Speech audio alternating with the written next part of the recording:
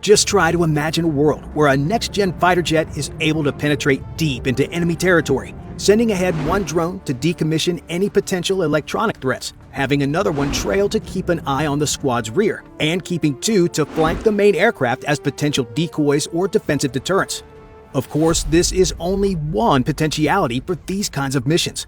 The true possibilities are endless, especially when taking AI integration and data sharing into consideration. With the use of AI, the four drones could independently perform their tasks without the F-22 pilot needing to distract themselves, leaving them to focus only on their target while the drones handle every other threat. Of course, the system will have human-in-the-loop control, so the pilot's input will still be key. They just won't have to micromanage the drones after giving initial commands. Needless to say, this could turn an aircraft from a simple stealth fighter into a tiny armada capable of devastating any foes.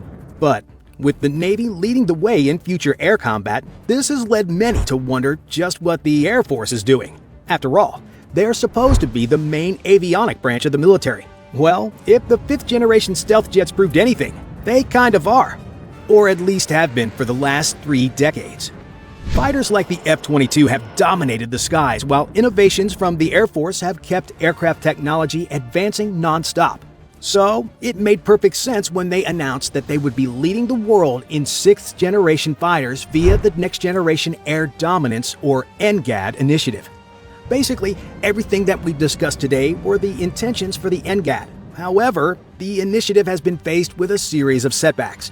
The program has been faced with redesign after redesign, forcing many potential bidders like Northrop to back out. This has caused more problems in the form of funding issues, and while a few backers like Boeing and Lockheed Martin are still in, officials at these companies have threatened to back out if NGAD requirements continue to change.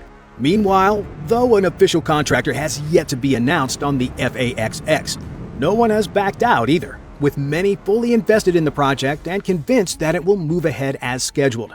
On top of this, while NGAD has stated that it will be focused solely on air superiority, the F-22 will take on multi-dominance roles, meaning that even if both are completed in unison, the Navy stealth fighter will be a lot more versatile. This could not only mean that the Navy will be the next leader in avionics, but that they will do so completely independent of the Air Force and other military bodies. Overall, the F-22 is more than just a fighter jet. It's a leader in stealth technology, artificial intelligence, data sharing, and more. But is this the be-all and end-all of aircraft? Or will it just lead to yet another global arms race?